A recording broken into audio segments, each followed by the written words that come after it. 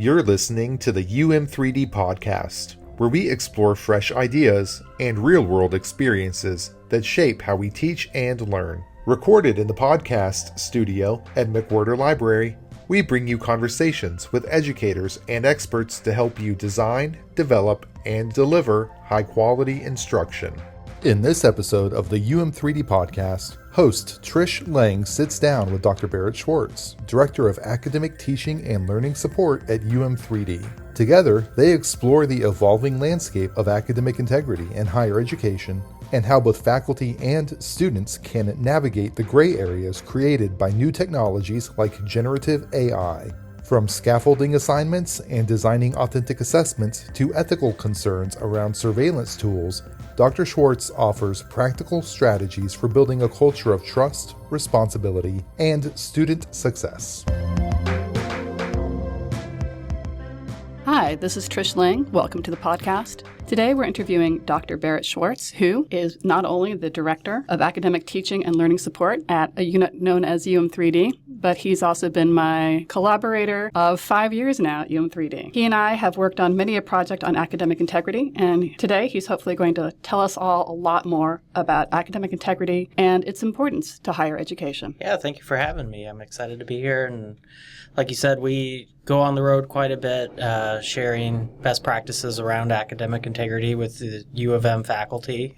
So hopefully we can kind of cut through a lot of it and get to the heart of what the current state of academic integrity in higher ed is. Awesome. Well, let's just start off as clear as we possibly can be with your definition, or actually the UM3D definition of what academic integrity actually is.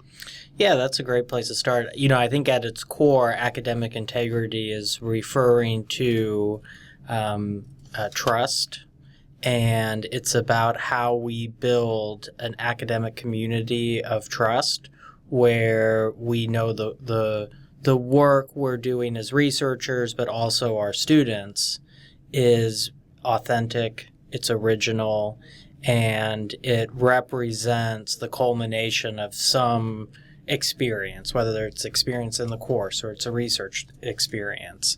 And, it can take a lot of different shapes or flavors. That's largely dependent on different technologies in play. What it means to enforce or regulate academic integrity is going to look very different today than it did 100 years ago or even 5 years ago. That's a really good point. The technology has changed so much. Do you think that the student attitudes towards academic integrity has changed over time as well? Yeah, that's a really good question. I think, one thing that's probably going to come up a lot in our conversation is it's hard to know for sure what students are doing, what they perceive to be the case, because so much of this relies on them sharing their thoughts with us. What I think has been a defining characteristic, especially in the last 5 years, is fear. It's not clear to students what is and is not a violation of academic integrity. Technology has become embedded into everything we do, and it's not always clear to students what's appropriate, what's inappropriate, or even if something is broadly appropriate, some aspect of it may not be appropriate. So, we had 30 years ago with spell check. I remember that being a big debate. But now that AI tools, as an example, are being embedded into Microsoft Office, Windows, Mac OS, students are really concerned that they might accidentally step on a landmine. Yeah, and I suppose also our student demographics have changed over the past 30 years. We've got a lot more students who are not just locals now, and perhaps their thoughts on what is and isn't acceptable might be different than the local population of Memphis, the Mid-South, Tennessee, and even the U.S. Yeah, exactly. The international student community gets a lot of research attention when we look at academic integrity issues, but you're right that there is even regional or socioeconomic variation, especially when we start talking about things like unauthorized support, getting help from other people or getting help from an AI. Depending on your background, that may influence, what you conclude on your own as being ethical or unethical. Yeah, that's a really good point. I suppose that also plays into how the university sees the biggest challenge in maintaining academic integrity here. Are there any broader institutional struggles with maintaining our academic integrity? Especially in the climate we find ourselves at, cost is always a big concern. When we start talking about students from all across the country and international, a big component of how those students get to us is through our global programming. And the way we can ensure, or at least one way we can ensure academic integrity for our online students is by deploying technologies like proctoring solutions, like lockdown browsers. But those are expensive. And it's not clear how efficacious they are in actually reducing the incidence of student cheating. Add to that, there's also a whole host of ethical concerns when we start surveilling them outside of the classroom. How much surveillance in their home is necessary to actually move the needle significantly versus just making us as faculty and staff feel better about this? Yeah. I think a lot of times we really do just rely on that type of technology just to make us feel like we're doing something, even if, ethical considerations aside. If we have something like ProctorU on, we feel, well, we're at least doing something. We've got it turned on. And I recall back when we had a service with ProctorU, we'd have it turned on. And I used to ask, is anyone doing anything with these flags that we get? And it was a rare instructor that actually did anything about a flagged student. Mm-hmm. And it might have just been they didn't know what to do, or once you get that flag, that's a big process. Yeah, these tools seem very attractive because they promise a lot. In particular, they promise efficiency, right? Outside of academic integrity, our faculty have a lot of other competing concerns for their time. But when you start looking more closely at it, it's not clear to me that it's actually making them more efficient. It's rearranging where their attention goes. Yeah, and I think it's difficult when you have to consider both on-ground courses and online courses. So are there any academic integrity issues that are more common for online versus on-ground? Is there a big difference? Yeah, that's a really great question. To some degree, we kind of just don't know. A lot of the research on academic integrity, again, relies on student self-reporting. I know when we talk with faculty, their experience is telling them that they're seeing more academic misconduct from their online students. But to me, it's not always clear that that's the case. I do think when you see academic integrity issues in person versus online, you're seeing the same thing. It's just looking a little bit, it's almost like it wears different clothes because of the modality, right? So in-person unauthorized collaboration typically will look like two friends working together, whether they're passing information in the classroom or working together on a project outside the classroom. When you start seeing that in the online space, it looks more like them replacing the human in that unauthorized collaboration more with an AI tool or some other kind of digital resource. So you still have that unauthorized collaboration, it's just, it looks different. Yeah, and I remember a story we had a couple years ago that illustrates just how much more difficult it is or more time-consuming it is to address online academic integrity issues than in person. So we had a colleague that was teaching an in-person class, and he had his class taking a quiz in a computer lab. And he walked around the computer lab, and as he saw students leaving the quiz and going off to the browser to look up answers, he would literally unplug the computer and say, "You have a 0, leave the room." That's so easy. Mm-hmm. You just can't do that online. No. And the other thing that you can't do as easily online, unless you're very intentional and very skilled, is it's not easy to quickly take the pulse of your classroom, right? So the reason we care about academic integrity is because we need to ensure students actually have the skills and competencies we say they will have when they graduate.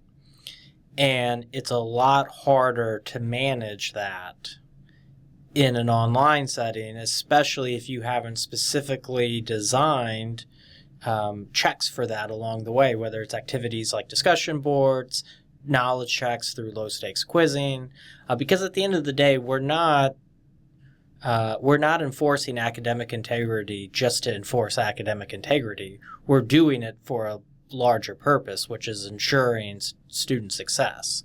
And so without that component either, it's hard to even really know what impact academic integrity issues are having in your class as it relates to student success.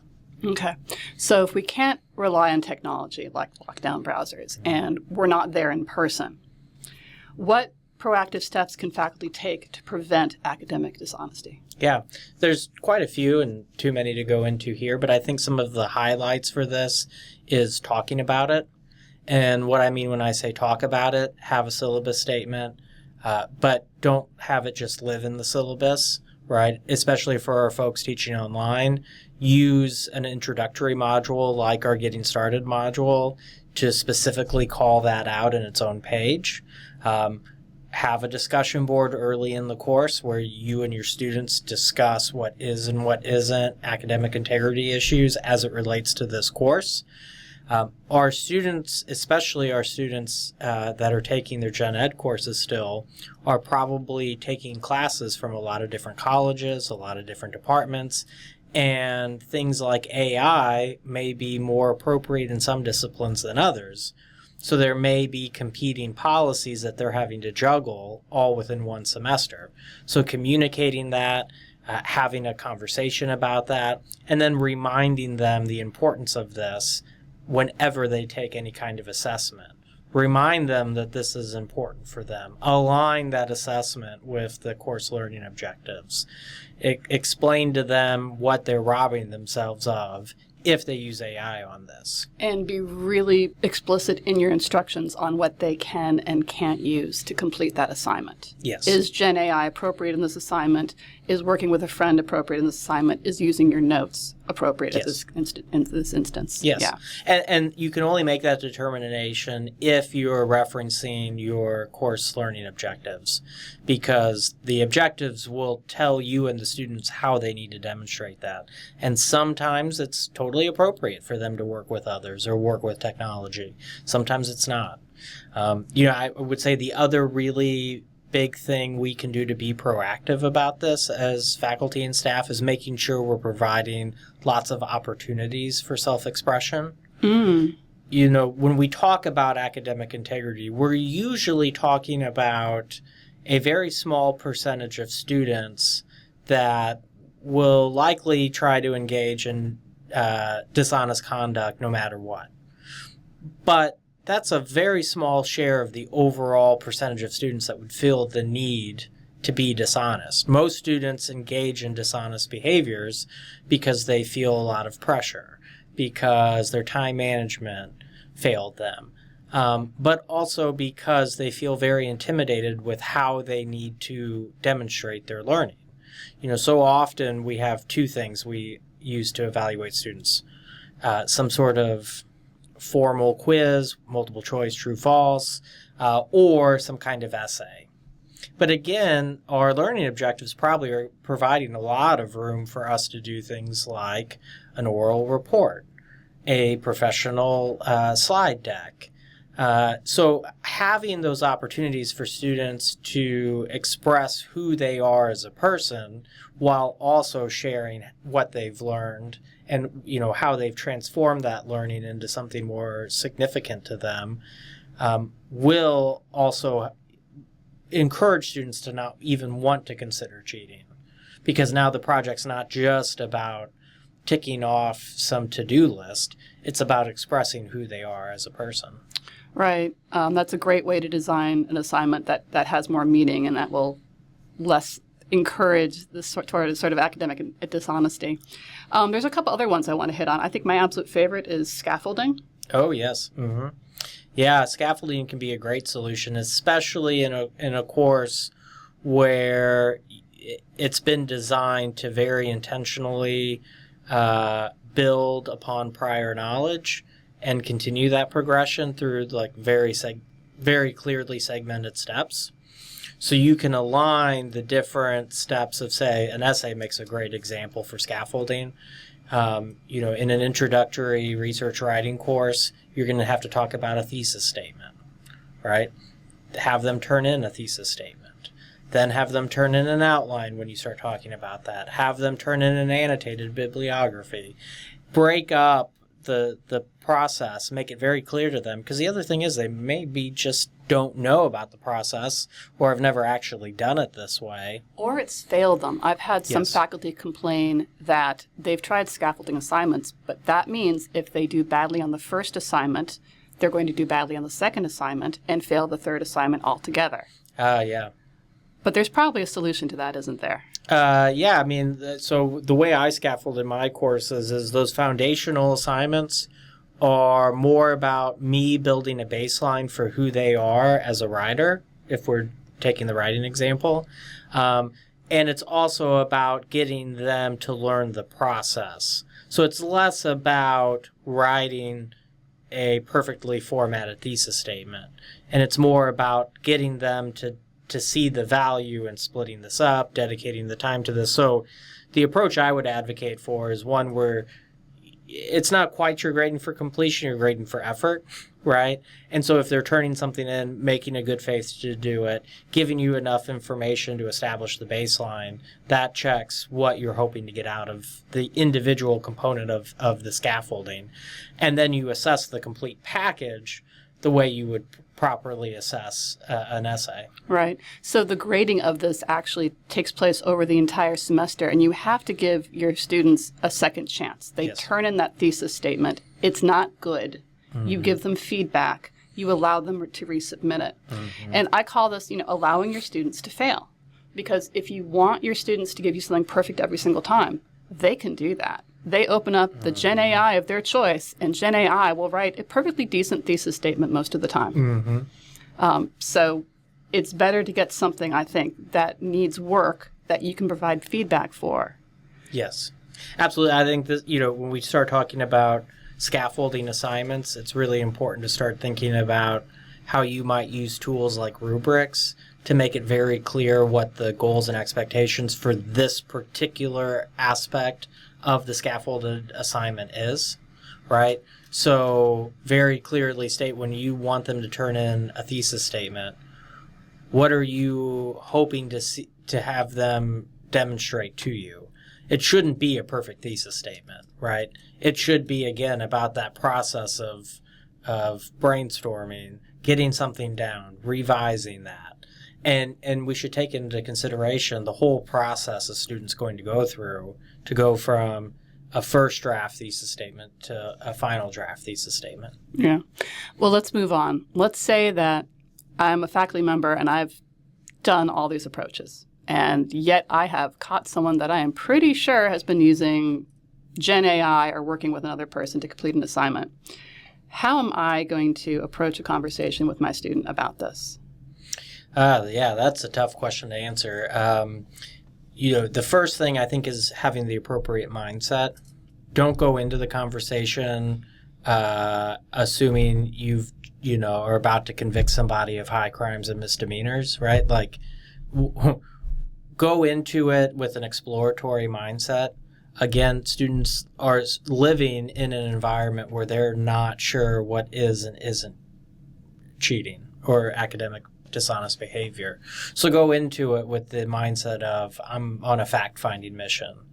And then, share with the student what your concerns are. I would not say, you used AI, I caught you, confess. Don't approach it that way. Explain why you're having this conversation with them. Explain what made you think that maybe they've done something dishonest. AI is such a good example for this. I know I've had issues with students using AI, and it's immediately very obvious to me as somebody who's read hundreds of student submissions. And it's actually kind of insulting, isn't it? You take it kind of personally on some level. Yes. So, that's a great point. I never immediately respond to or reach out to a student because there is a sort of like emotional betrayal that I feel, and I need that to pass before I can reach out to them. And, sometimes what students will report back is, that yes, they intentionally engaged in this to take a shortcut.